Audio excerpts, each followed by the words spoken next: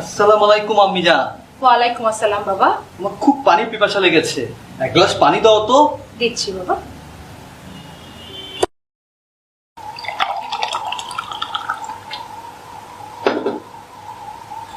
এই না।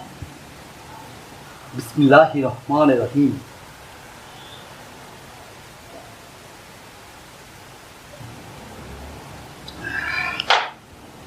আলহামদুলিল্লাহ।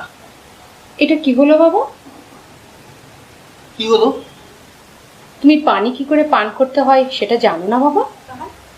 কেন, তুমি তো পানি পান করার আগেই বিসমিল্লাহ বলেছি, আর পানি পান করার শেষে আলহামদুলিল্লাহ বলেছি। কিন্তু আমাদের নবী করিম সাল্লাল্লাহু আলাইহি ওয়াসাল্লাম কিভাবে পানি পান করতে বলেছেন সেটা তুমি জানো না? কিভাবে আম্মি জান?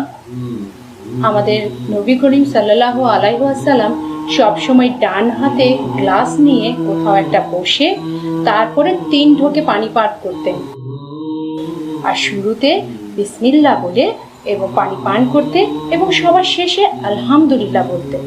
আর তুমি বাম হাতে গ্লাস নিয়ে 1 ঢোকেই পুরো পানিটা শেষ করলে। দুঃখিত আম্মি জান, আমি তো সঠিক নিয়ম জানি না। এখন থেকে অবশ্যই ডান হাতে পানি নিয়ে কোনো জায়গায় বসে 3 ঢোকে বিসমিল্লাহ বলে পান করব, আর সবার শেষে আলহামদুলিল্লাহ বলবো। ঠিক আছে বাবা, মনে থাকে যেন।